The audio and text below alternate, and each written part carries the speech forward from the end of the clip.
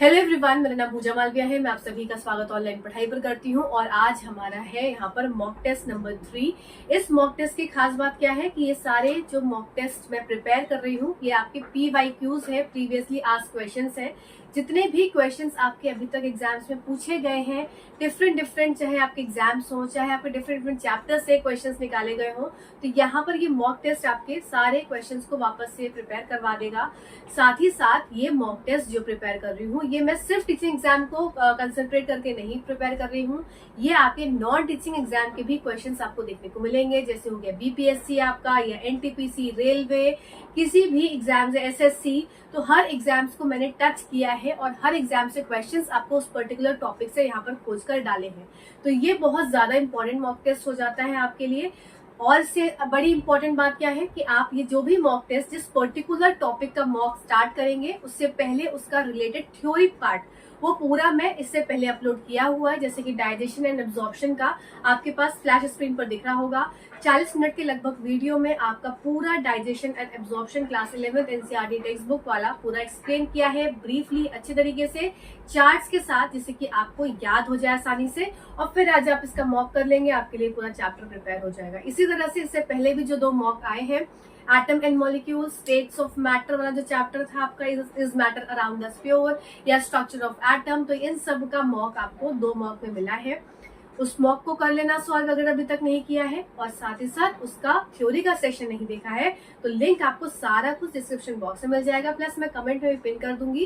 तो ये सारे सेशंस बहुत ज्यादा इंपॉर्टेंट है, बहुत ही ज्यादा मेहनत करके सेशंस बनाए जा रहे हैं। तो इन सेशंस का जो कि फ्री ऑफ कॉस्ट है, आपके डेली आपको जो सेशंस मिलते जा रहे हैं उनका फायदा उठाइए और अपनी 2025 में गवर्नमेंट जॉब ले लीजिए। फिर आप देखिए चाहे मत देखिए, ये आपकी मर्जी है, एक बार नौकरी पक्की हो जाने के बाद। ठीक है, चलो तो आज का सेशन हमारा डाइजेशन एब्जॉर्प्शन का है, पाचन और अवशोषण का है। इसका सेशन देख लेना थ्योरी वाला, उसके बाद आज का सेशन स्टार्ट करना।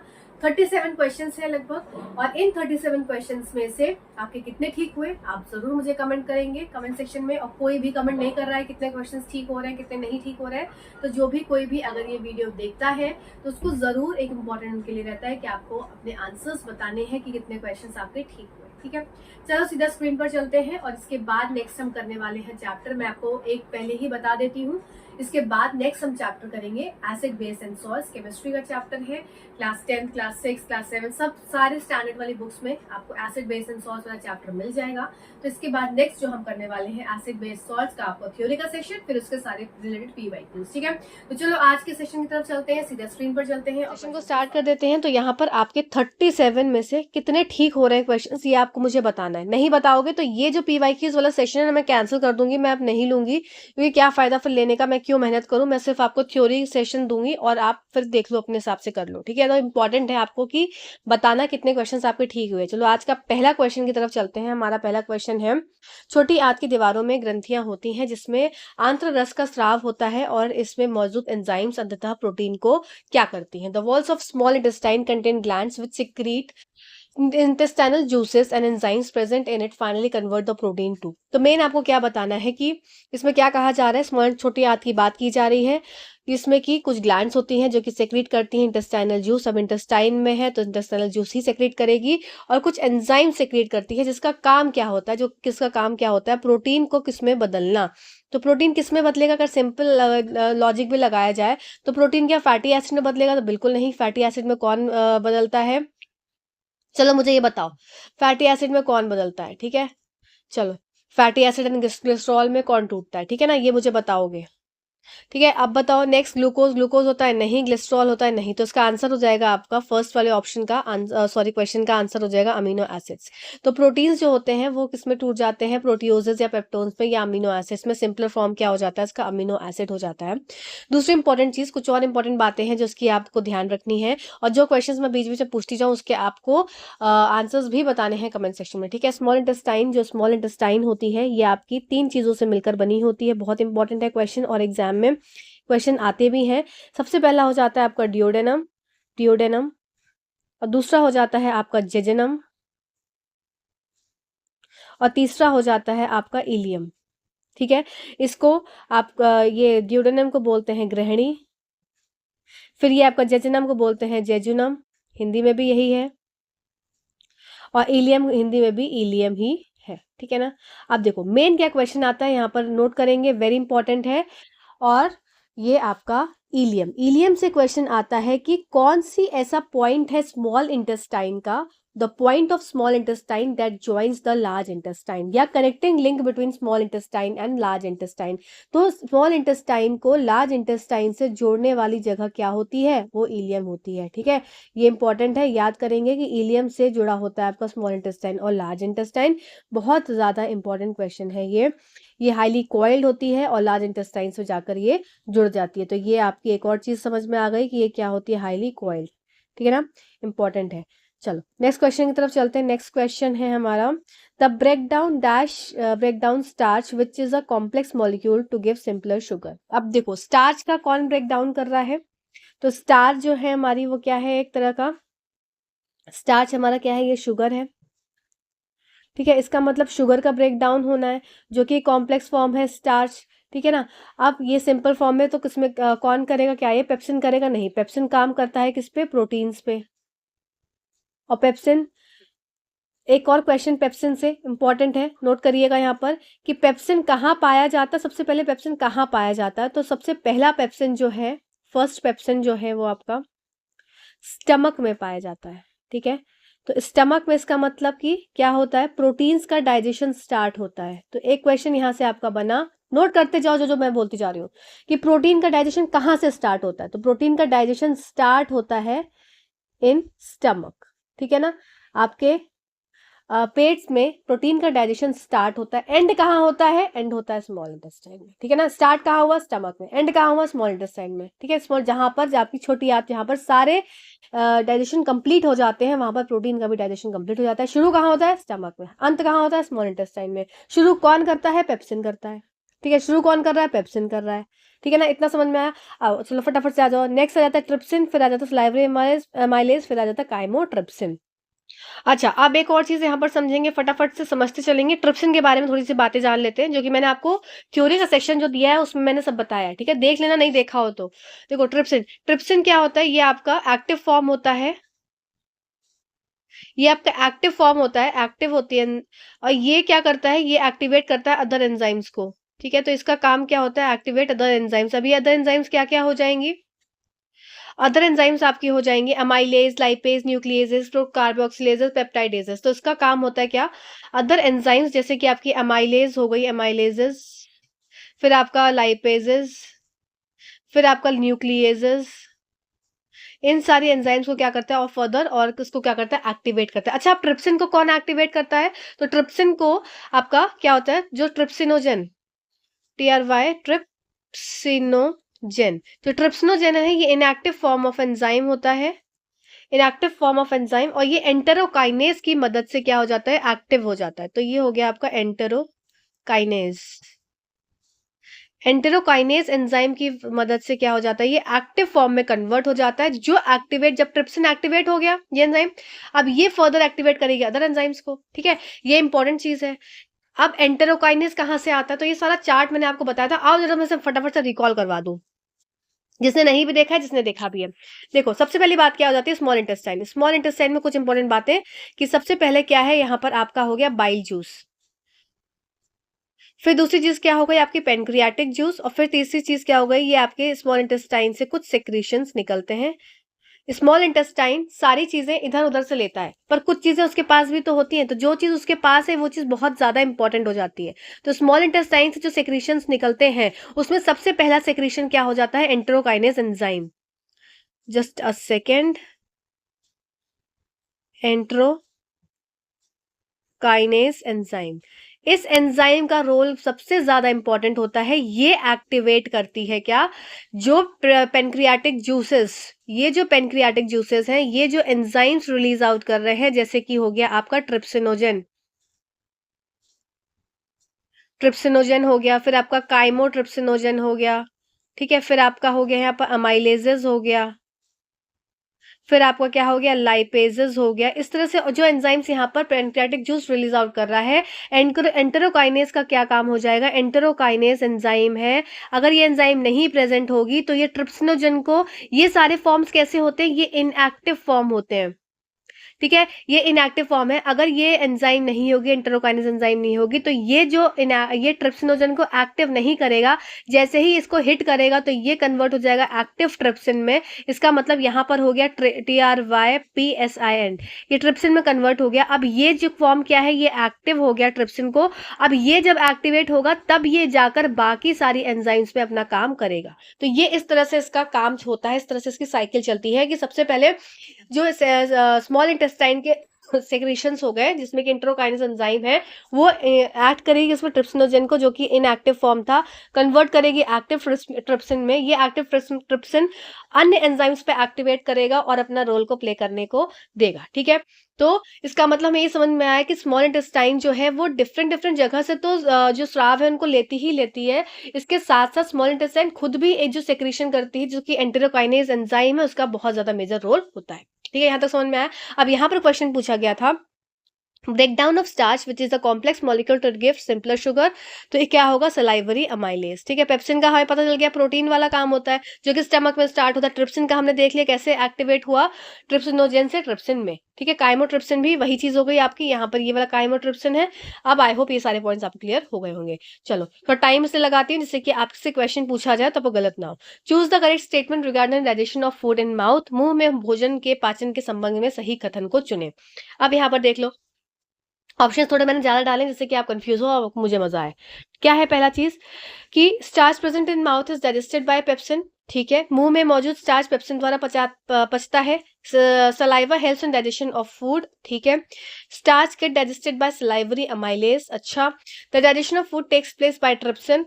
ठीक है, नन ऑफ द अबव या more than one of the above. तो यहाँ पर आपका क्या आंसर होना चाहिए, तो देखो यहाँ पर आपका आंसर होगा क्यों मोर than one of the above. क्यों ऐसा आंसर हो रहा है मोर than one of the above, क्योंकि पहली चीज क्या है, फर्स्ट ऑप्शन को देखेंगे कि मुंह में मौजूद स्टार्च पेप्सिन द्वारा पचता है, तो ये तो गलत हो गया भाई। मुंह में प्रेजेंट स्टार्च किसके द्वारा पचेगा, तो starch get digested by salivary amylase, तो ये ऑप्शन हमारा ठीक हो गया।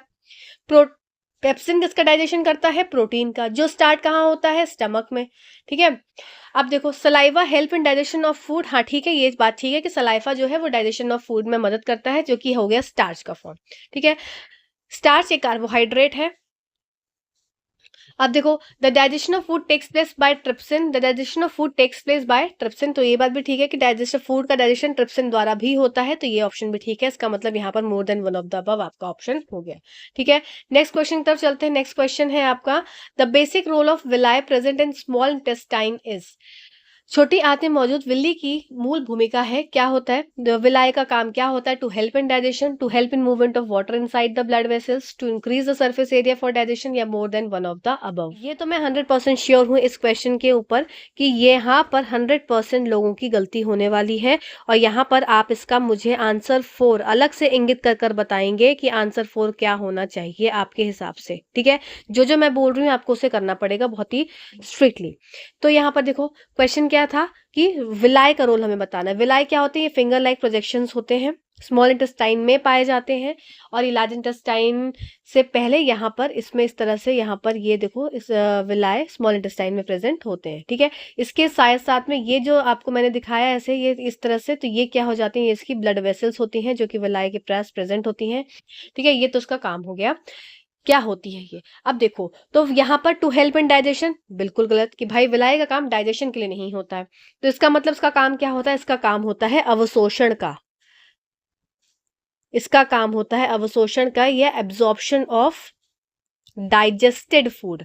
ठीक है, तो किसका अवशोषण करेगा, जो पाचित खाद्य है इसका ये क्या करेगा, अवशोषण करेगा। ठीक है, तो इंपॉर्टेंट चीज है, क्या चीज समझो वापस से, कि स्मॉल इंटेस्टाइन में प्रेजेंट जो विलाय होते हैं इसका काम क्या होता है, ये एब्जॉर्प्शन करता है। ठीक है, ये एब्जॉर्प्शन करता है किसका, डाइजेस्टेड फूड का। अब डाइजेस्टेड फूड का एब्जॉर्प्शन करेगा तो इसको किसकी मदद की जरूरत होगी, तो इसको जरूरत होगी कहाँ पर, ब्लड वेसल्स की, रक्त वहिकाओं की, ब्लड वेसल्स की इसको जरूरत होगी। और इसीलिए इसके ये विलाय होते हैं इसके आसपास क्या पाई जाती हैं, ब्लड वेसल्स पाई जाती हैं, जो कि क्या करती हैं, एब्जॉर्ब करती हैं किसको, डाइजेस्टेड फूड को, न्यूट्रिएंट्स को एब्जॉर्ब करती हैं ब्लड के थ्रू, और ये डिफरेंट सेल्स तक लेकर जाती हैं। ये तो हो गया इसका प्रॉपर काम। अब यहाँ पर देखते हैं ऑप्शन, तो ये हेल्प्स इन डाइजेशन, बिल्कुल नहीं।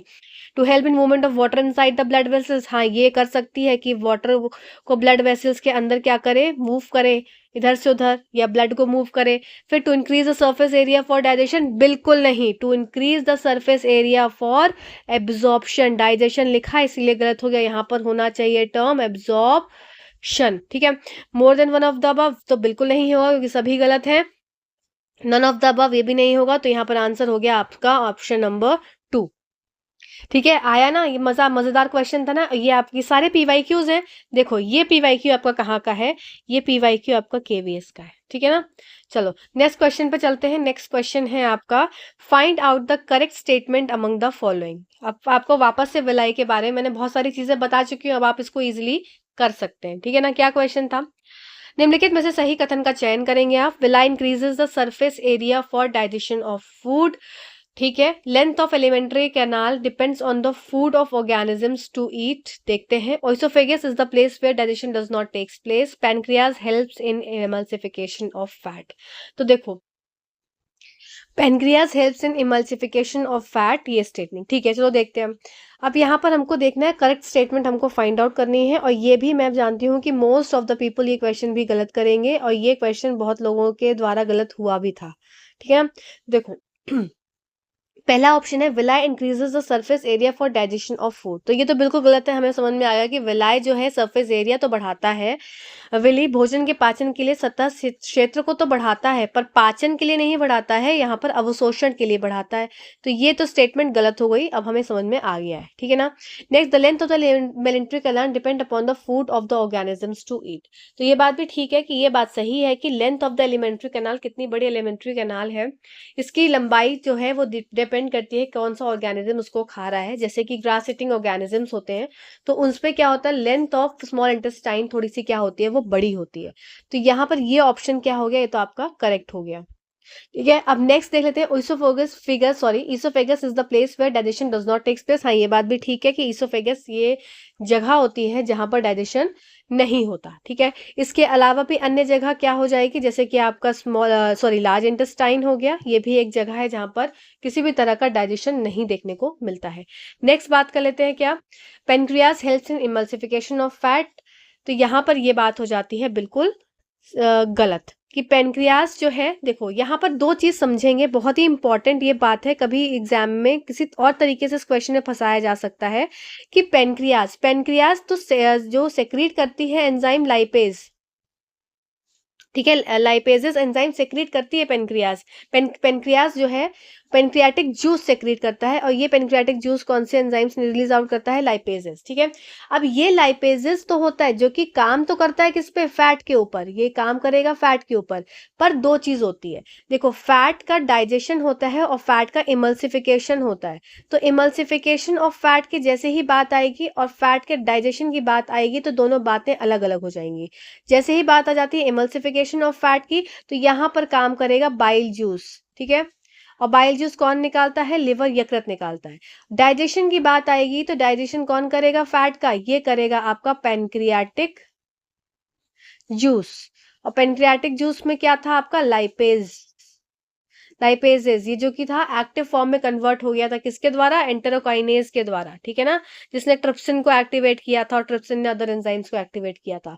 तो यहाँ पर हमने क्या समझा कि फैट के इमल्सिफिकेशन की अगर बात करी जाएगी तो इमल्सिफाई तो वो बाइल जूस से होगा, बाइल जूस होगा जो कि आपका लिवर सेक्रीट करता है, ठीक है, अब लिवर बनाता है। अब बाइल जूस निकल गया तो इसने क्या किया, इमल्सिफाई कर दिया फैट्स को।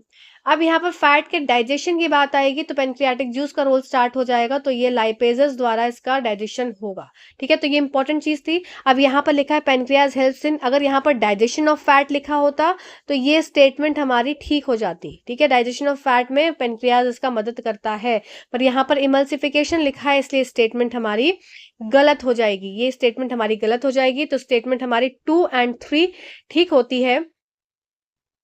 2, 3 हमारी ठीक होती है स्टेटमेंट। देख लो, चेक कर लो एक बार, विलाई सरफेस से डाइजेशन नहीं होता है, और साथ साथ pancreas helps in emulsification of fat, ये भी गलत हो जाएगा। तो ऑप्शन 2 एंड 3 हमारा करेक्ट उत्तर है, और जो कि हमारा ना इसमें है, ना इसमें है, ना इसमें है, तो आंसर हो जाएगा आपका ऑप्शन नंबर ई, करेक्ट उत्तर हो जाएगा। ठीक है, चलो नेक्स्ट क्वेश्चन की तरफ चलते हैं। नेक्स्ट क्वेश्चन है आपका, the site for the complete digestion of carbohydrate, protein and fat is. ये तो बहुत ही आसान है कि ऐसी कौन सी जगह है, ये बहुत ही कॉमन क्वेश्चन है, ये आपका एसएससी में भी आया है, ये आपका एनटीपीसी में भी आया है, ये आपका रेलवे में भी क्वेश्चन ये पूछा गया है, तो ये कॉमन क्वेश्चन है।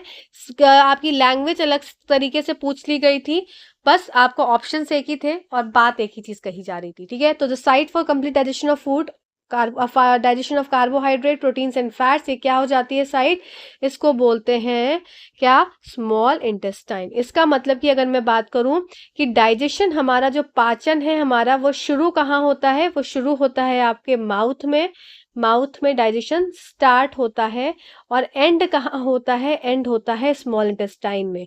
स्मॉल इंटेस्टाइन ही वो जगह है जहां पर डाइजेशन भी होता है फूड का, और जहां पर एब्जॉर्प्शन भी होता है फूड का। तो ये बात याद रखेंगे, मतलब यहाँ पर पाचन भी हो रहा है और यहाँ पर अवशोषण भी हो रहा है। ठीक है, अवशोषण और पाचन दोनों की प्रक्रियाएं यहाँ पर होती हैं। ठीक है, नेक्स्ट बात कर लेते हैं क्या, अगले क्वेश्चन की तरफ। What is rumen. तो देखो ये र्यूमेन, ये क्या होता है, एक तरह से एक ऐसा एरिया होता है किसमें, आपके ग्रास ईटिंग एनिमल्स में, जैसे कि काऊ वगैरह है, जिसको आप स्टमक का एक चैम्बर कह सकते हैं। तो it is just like a chamber of stomach to store food. ठीक है, ये क्या है, जो जुगाली करते हैं, आपने देखा, इसको मैं इमेज से आपको दिखाती हूँ, जस्ट अ सेकेंड। देखो, ये आपका ग्रास ईटिंग एनिमल है, काऊ है। अब देखो इसमें र्यूमेन क्या है, र्यूमेन ये एरिया है जिसको ये स्टमक का एरिया बोलते हैं। तो इसको ये भी बोल सकते हैं, इन शॉर्ट ये र्यूमेन बोल दिया जाता है इन लोग को, ये है इनका स्टमक। अब यहाँ पर स्टमक के अंदर, इस र्यूमेन के अंदर प्रेजेंट होता है क्या, कड। तो ये कड का क्या काम होता है, कड ये एक तरह का क्या हो गया, जुगाल जिसको बोलते हैं। ये पार्शली डाइजेस्टेड फूड है, ये आकर अंदर यहाँ पर स्टोर रखते हैं ये लोग, ऐसे एनिमल्स, और सारा भरते जाते हैं, भरते जाते हैं, यहाँ पर लाकर स्टोर कर देते हैं। अब जैसे इनको समय मिलता है तो ये वापस से क्या करता है, खाना वापस से लेकर जाता है मुंह में इस तरीके से, तो इनका मुंह में फिर ये अपनी जुगाली करते रहते हैं। तो ये कड क्या हो जाता है, पार्शली डाइजेस्टेड फूड है, जो कि स्टोर्ड रहता है किसमें, इनके र्यूमेन के अंदर, और जब इनको समय मिलता है तभी ले जाके वापस से इसकी जुगाली करने लगते हैं। ठीक है, तो ये चीज आप, तो ये चीज आपकी क्या हो जाती है, ग्रास सिटिंग एनिमल हर्बिवोर्स में पाई जाती है र्यूमेन। र्यूमेन ऐसे ऑर्गेनिजम्स जिनमें र्यूमेन प्रेजेंट है as a form of stomach, जो कि एक चैम्बर है। तो ये क्या हो जाते हैं, र्यूमिनेंट्स इनको हम कहते हैं, र्यूमिनेंट्स। ठीक है, चलो नेक्स्ट क्वेश्चन देख लेते हैं। Which organism has a longer small intestine. Flesh eating organisms नहीं, ग्रास ईटिंग ऑर्गेनिज्म, बिल्कुल सही बात है। तो यहाँ पे आपका आंसर हो जाएगा घास खाने वाले जीव। ठीक, चलो next question. Some features of villi of small intestine. भाई ये क्वेश्चन ना हर जगह घूम घूम कर आया है, ये विलाय से। Some features of villi of small intestine in humans are given below. They are finger like projections. ये उंगली की तरह उभार होते हैं, तो ये बात सही है, ये उंगली नुमा होते हैं। Provide a large surface area, बिल्कुल ठीक बात है। Have small pores for food to pass. Richly supplied with blood vessels, ये also present in large intestine. ठीक है, तो have small pores for food to pass, तो इसमें यहाँ पर है कि दे हैव, क्या इसके पास पोर्स होते हैं फूड को पास करने के लिए, तो नहीं, इनके पास क्या होता है, ये इनकी जो सरफेस एरिया होता है ये इसलिए बढ़ा दिया जाता है जिसमें कि इसमें क्या हो, जो ब्लड वेसल्स हैं ये क्या करते हैं, ये इसको जो भी डाइजेस्टेड फूड है उसको एब्जॉर्ब कर पाए, न्यूट्रिएंट्स को एब्जॉर्ब करके डिफरेंट सेल्स तक दे पाए। तो ये जो यहाँ पर है ये ऑप्शन गलत है, ऐसा लगेगा ये ऑप्शन ठीक है पर ये ऑप्शन गलत है। Richly supplied with blood vessels, हाँ ये बात बिल्कुल ठीक है कि ये ब्लड वेसल्स के साथ क्या है, इनमें बहुत ज्यादा इसमें सप्लाई होती है जिसमें कि न्यूट्रिएंट एब्जॉर्ब हो जाता है। Also present in large intestine, तो क्या ये विलाय लार्ज इंटेस्टाइन में प्रेजेंट होते हैं, तो इसका जवाब हो जाएगा नहीं भाई, ये लार्ज इंटेस्टाइन में पाए नहीं जाते हैं, सिर्फ छोटी आंत में पाए जाते हैं। तो इसका मतलब यहाँ पर 1, 2 और 4 हमारा ऑप्शन ठीक है, जो कि ऑप्शन नंबर ए आपका करेक्ट उत्तर हो जाएगा। तो यहाँ पर ए वाला ऑप्शन आपका करेक्ट हो जाएगा। ठीक है, चलो नेक्स्ट क्वेश्चन की तरफ चलते हैं। Next question, which enzyme required the presence of hydrochloric acid for its action for the digestion to takes place. अब ऐसा कौन सा एंजाइम है जिसको हाइड्रोक्लोरिक एसिड की आवश्यकता होती है पाचन के लिए, किस एंजाइम को हाइड्रोक्लोरिक एसिड की आवश्यकता या उपस्थिति की आवश्यकता आवश्यकता होती है। तो यहाँ पर आंसर हो जाएगा क्या आपका, ये हो जाएगा पेप्सिन। अब देखो ये हाइड्रोक्लोरिक एसिड एंजाइम का इसका रोल क्या इस एंजाइम के ऊपर कैसे पड़ता है, ये इंपॉर्टेंट है। तो जो हमारा स्टमक होता है, स्टमक, ठीक है, अब मान लो ये स्टमक है फॉर एग्जाम्पल, ठीक है। अब हाइपोथेटिकल एग्जाम्पल्स हैं, समझने के लिए बनाए जाते हैं। अब स्टमक की लाइनिंग जो होती है यहाँ पर ये प्रेजेंट होती है क्या, ये आपकी स्टमक की जो लाइनिंग है इसमें क्या प्रेजेंट होता है, इसमें म्यूकस प्रेजेंट होता है। क्यों म्यूकस होता है, क्योंकि जो स्टमक है उसके अंदर का जो माध्यम होता है ये HCl यहाँ प्रेजेंट होता है। इसका मतलब ये माध्यम कैसा हो जाता है आपका एसिडिक, आपका अम्लीय ये माध्यम होता है। अब ये अम्लीय माध्यम अगर रहेगा तो इसका मतलब ये क्या करेगा, ये जो इसकी वॉल है इसमें क्या करेगा, अगर ज्यादा एसिड रहेगा तो ये छिद्र हो जाएंगी इसकी वॉल पे, किसकी, स्टमक की लाइनिंग पे छिद्र हो जाएंगे, छेद हो जाएंगे, ठीक है। तो इसको बचाने के लिए यहाँ पर प्रेजेंट होता है क्या, म्यूकस, जो कि इसकी वॉल पे ऐसे इस तरह से लिपटा रहता है, एक ल्यूब्रिकेंट की तरह काम करता है, इस पे से चिपका रहता है, ठीक। अब ये क्या करेगा, ये जो यहाँ का एसिडिक मीडियम है इससे वॉल को कोई भी इफेक्ट नहीं होने देगा। अब इसका एक और काम होता है क्या, इंपॉर्टेंट चीज, इसका ये क्या क्या हो जाएगा, ये जो पेप्सिन एंजाइम है इनएक्टिव फॉर्म में प्रेजेंट रहती है, इसको एक्टिवेट करेगा और फिर ये अपना रोल स्टार्ट करेगी और ये क्या करेगी, प्रोटीन का डाइजेशन करेगी और प्रोटियोजेस और पेप्टोन्स में इसको तोड़ेगी, प्रोटियोजेस एंड पेप्टोन्स, ठीक है। तो पेप्सिन को एक्टिवेट करता है हाइड्रोक्लोरिक एसिड। अगर ये हाइड्रोक्लोरिक एसिड नहीं प्रेजेंट होगा, अगर वहां का माध्यम अम्लीय नहीं होगा तो ये पेप्सिन अपना काम नहीं कर पाएगा और स्टमक में प्रोटीन का डाइजेशन स्टार्ट नहीं हो पाएगा। चलते हैं 12th question, which one of the following is the correct sequence of steps in digestive system, egestion, ingestion, absorption, digestion, absorption, egestion, digestion, ingestion. तो क्या स्टेप्स हो जाते हैं, सबसे पहले आपका होता है अंतग्रहण, ठीक है, तो अंतग्रहण को बोलते हैं आप इंजेशन, फिर होता है उसका पाचन जिसको बोलते हैं आप डाइजेशन, फिर होता है आपका अवशोषण जिसको बोलते हैं एब्जॉर्प्शन, फिर बोलते हैं निष्कासन जिसको बोलते हैं इजेशन, ठीक है। तो यहाँ पर हो गया, यहाँ पर एक स्टेप इस वाले ऑप्शंस में स्किप किया गया है, तो यहाँ पर बीच में आपका यहाँ हो जाएगा एसिमिलेशन, ठीक है। Ingestion, digestion, absorption, assimilation and ejection, ये 5 स्टेप्स होते हैं जो कि इंपॉर्टेंट होते हैं।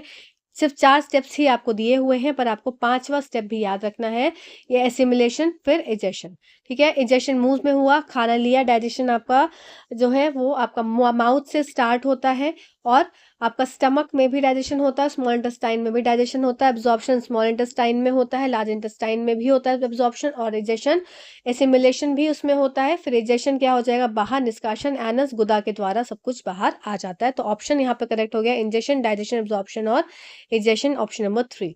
नेक्स्ट क्वेश्चन तरफ चलते हैं, the energy release at the end of digestion is in the form of, पाचन के अंत में मुक्त ऊर्जा किस रूप में होती है, तो काइनेटिक एनर्जी होती है, केमिकल एनर्जी होती है, थर्मल होती है कि मैकेनिकल होती है। तो क्वेश्चन नंबर 13 का आंसर आप डायरेक्टली दे सकते हैं, क्या ये काइनेटिक ऊर्जा है, तो नहीं, बिल्कुल नहीं, काइनेटिक ऊर्जा तो ये होगी ही नहीं। फिर नेक्स्ट बात कर लेते हैं कि आप क्या ये थर्मल है, नहीं, मैकेनिकल है, तो ये कन्वर्ट हो जाती है किसमें, आपकी रासायनिक ऊर्जा में, केमिकल एनर्जी में। नेक्स्ट क्वेश्चन है, the correct length of alimentary canal is, ये सीधा सीधा क्वेश्चन है, कई बार पूछा गया है, ये आपका 32 फीट, ठीक है। तो 32 फीट इसका आंसर देख के कई लोग इसका आंसर ऑप्शन नंबर फर्स्ट लगाकर आ जाएंगे पर आगे ध्यान देंगे नहीं, तो यहाँ पर उनका क्वेश्चन हो जाएगा गलत, ठीक है। तो यहाँ पर करेक्ट उत्तर हो जाएगा मोर than one of the above, या तो इसको आप 32 फीट कहते हैं या इसको 9 मीटर कहते हैं, तो 32 फीट बोलो या 9 मीटर बोलो, बात एक ही है, बात ही एलिमेंट्री कैनाल की हो रही है, आहार नाल की हो रही है। तो ऑप्शंस को बहुत ध्यान से देखेंगे तो यहाँ पर ऑप्शन हो जाएगा मोर than one of the above. यही खेला हो जाता है जब एग्जाम में क्वेश्चन पेपर आता है, ठीक है। 32 फीट देखा, हम तो क्वेश्चन में फिक्स हैं कि श्योर है कि 1 नंबर पक्का है, पर वहां पर 00 मिलता है, क्यों, क्योंकि 32 फीट के साथ साथ 9 मीटर भी दिया हुआ है, ठीक है। तो ध्यान से क्वेश्चन को पढ़ना है, इसीलिए सब क्वेश्चन को मैंने more than one of the above से आपको घुमाया है। The place where no digestion takes place in human body, ऐसी कौन सी जगह है जहां पर डाइजेशन, मानव शरीर का वह स्थान जहाँ पर कोई भी पाचन क्रिया नहीं होती है वो आपको इसोफेगस होता ही होता है। इंटेस्टाइन, लार्ज इंटेस्टाइन होती है। तो यहाँ पर ऑप्शन हो जाएगा मोर than one of the above. Mouth में किसका, स्टार्च, मंड का डाइजेशन होता है शुरू, जो कि 30% होता है माउथ में, बाकी अन्य जगह पर डाइजेशन होता है। ठीक है, नेक्स्ट देखते हैं 16वां question. Why do herbivores have longer small intestine than carnivores? शाकाहारी जानवरों की छोटी आंत मांसाहारियों से लंबी क्यों होती है? Because meat get digested in small intestine, because cellulose need to be digested. Herbivores have no use of large intestine, more than one of the above. तो आंसर हो जाएगा क्योंकि सेल्यूलोज को पचाने की जरूरत होती है, because the cellulose need to be digested, इसीलिए इसकी जो स्मॉल इंटेस्टाइन थोड़ी सी ज्यादा होती है। तो ऑप्शन नंबर 2 करेक्ट उत्तर हो जाएगा। नेक्स्ट क्वेश्चन की तरफ चलते हैं। Which is the first enzyme to mix with food in the digestive tract of human? कौन सी ऐसी पहली एंजाइम होती है जो कि डाइजेस्टिव ट्रैक्ट में मिलती है, मतलब मानव पाचन तंत्र में भोजन के साथ मिलने वाला वो पहला एंजाइम कौन सा है? तो वो पहला एंजाइम हो जाता है आपका पेप्सिन नहीं, सेल्यूलोज नहीं, अमाइलेज। इसका आंसर हो जाएगा आपका ऑप्शन नंबर 3 अमाइलेज। ठीक है ना, सलाइवरी अमाइलेज से अमाइलेज निकला। With juice secreted by the organs in alimentary canal plays and which juice, sorry with नहीं है यहाँ पर, प्रिंटिंग मिस्टेक है, थोड़ा सा इसको करेक्ट कर लीजिएगा और इसको इग्नोर करते हुए विच लिख लीजिएगा इसको, विच। ठीक है, which juice secreted by the organs in alimentary canal, alimentary canal की स्पेलिंग भी गलत हो गई है। Plays an important role in digestion of fats. कौन से जूस जो है वो डाइजेशन ऑफ फैट्स में मदद करते हैं? Pancreatic juice and saliva, hydrochloric acid and mucus, bile juice and pancreatic juice, saliva and hydro. देखो सलाइवा आया तो वैसे भी कैंसिल हो जाएगा, सलाइवा आया वैसे भी कैंसिल हो जाएगा। अब हाइड्रोक्लोरिक एसिड स्टमक में होता है जहां पर कोई भी फैट का डाइजेशन नहीं हो रहा है, तो इसका मतलब यहाँ पर आंसर क्या हो जाएगा? Bile juice. Bile juice liver की यकृत के द्वारा, ये हो जाएगा हमारा यकृत भाई, और ये पेनक्रियाटिक जूस हमारे पेनक्रियाटिक एंजाइम सिक्रेट आउट करते हैं जो कि फर्दर क्या है, फैट के डाइजेशन में मदद करते हैं। ठीक है ना, आया मजा? चलो नेक्स्ट क्वेश्चन की तरफ चलते हैं। तो इसका आंसर क्या हो गया आपका? इसका आंसर हो गया bile juice and pancreatic juice, option number 3। ठीक है, नेक्स्ट क्वेश्चन तब चलते हैं। Next, the role of mucus secreted by the stomach is. अब तो आप आराम से बता सकते हो कि म्यूकस का क्या रोल है। पेट द्वारा स्रावित बलगम की भूमिका होती है।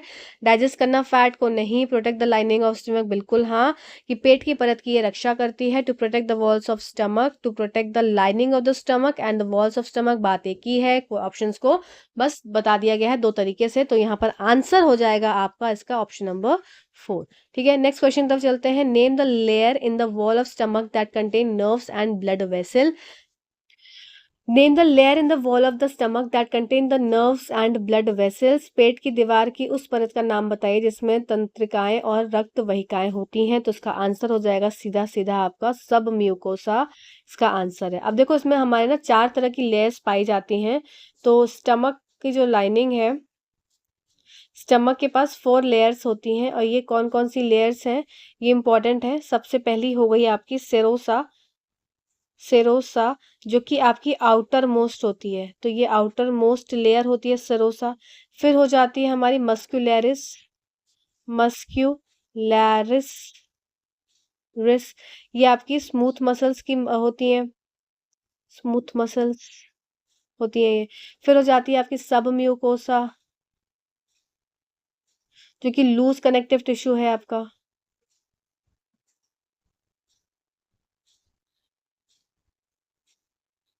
ठीक है, इसमें ब्लड वेसल्स ये सब चीजें पाई जाती हैं। ठीक है, इसमें सब आप जो आपको क्वेश्चन पूछा गया है कि कौन सी ऐसी होती है जिसमें ब्लड वेसल्स और नर्व्स पाई जाती हैं, तो आंसर आपका यही है कि इसमें आपकी कनेक्टिव टिश्यूज, ब्लड, लिम्फ, ये सब इसमें लिम्फ वेसल्स सब इसमें पाए जाते हैं। फिर म्यूकोसा जो होती है आपकी, इसके बाद नेक्स्ट आई आपकी म्यूकोसा। म्यूकोसा जो होती है ये आपकी इनर मोस्ट लेयर होती है, तो म्यूकोसा के बारे में यहाँ लिख देते हैं। ये आपकी इनर मोस्ट लेयर होती है जो कि लाइन करती है स्टमक को। इसके पास क्या प्रेजेंट होते हैं? इसके पास कुछ ग्लैंड्स प्रेजेंट होते हैं। तो ग्लैंड्स अगर पूछा जाए जो कि एंजाइम सिक्रीट करते हैं for the digestion of food. ठीक, तो ये 4 लेयर्स आपको इंपॉर्टेंट है याद रखनी। नेक्स्ट क्वेश्चन की तरफ चलते हैं। 21 question, read the following statement given below and choose the correct option. Stomach produces hydrochloric acid that helps in break down of food. ठीक है, ये असर्शन है कि पेट हाइड्रोक्लोरिक एसिड का उत्पादन करता है जो भोजन को तोड़ने में मदद करता है। ठीक है। Reason digestive juices need an acidic medium to act. देखो ये बात बिल्कुल ठीक है। इसका मतलब स्टमक जो है वो प्रोड्यूस करता है हाइड्रोक्लोरिक एसिड, बिल्कुल सही बात है कि स्टमक प्रोड्यूस करेगा हाइड्रोक्लोरिक एसिड से, जो कि ब्रेक डाउन ऑफ फूड में मदद करेगा। क्यों? क्योंकि डाइजेस्टिव जूसेस को, जो डाइजेस्टिव जूसेस हैं आपके, जैसे कि आपका डिफरेंट डिफरेंट एंजाइम्स हैं, उनको क्या है, उनको एसिडिक मीडियम की आवश्यकता होती है। तो यहाँ पर both assertion A and R are true. A both A and R are true and R is the correct explanation of it. Option number 4 आपका करेक्ट उत्तर हो जाएगा। ये आपका सीटेट का क्वेश्चन है। ठीक है, सीटेट का क्वेश्चन है, तो सब क्वेश्चंस इसमें मैंने मिक्स लगाए हैं। नेक्स्ट क्वेश्चन है, in our mouth arrangement of teeth from front to back in our mouth is. अब देखो अरेंजमेंट ऑफ टीथ पूछा है, just a second, just a second. तो अरेंजमेंट टीथ का क्या हो जाएगा? देखो इसमें इंसीजर्स, कैनाइन, मोलर और प्रीमोलर, ये आपका आंसर हो जाएगा। Incisors, canine, molar and premolars. क्या आप लोग मुझे इसमें बताएंगे कि क्वेश्चन नंबर 22 में इंसीजर्स कितने हैं, कैनाइन्स कितने हैं, मोलर कितने हैं, प्रीमोलर कितने हैं? ठीक है, ये आज आपका, आज यहीं तक रखते हैं। कल बाकी बचे हुए क्वेश्चंस को कर लेंगे। 37 क्वेश्चन है, थोड़े तो 4 क्वेश्चन मैं और ऐड कर दूंगी आपके, है ना, पीवाईक्यूज कुछ कहीं ना कहीं से खोज खाज के। तो मैं टोटल आपकी 45 से 50 क्वेश्चंस कर देती हूँ उसमें। तो कल बाकी बचे हुए क्वेश्चंस को कर लेंगे। आज इतने सेशन पे ही रोकते हैं। और कैसा लगा सेशन ज़रूर बताइएगा। इसमें मुझे आंसर चाहिए, कितने इंसीजर्स होते हैं, कितने कैनाइन होते हैं, कितने मोलर होते हैं, कितने प्री मोलर होते हैं। एक एडल्ट की मैं बात कर रही हूँ। ठीक है, चलो, till then thank you so much for watching this video. Thank you.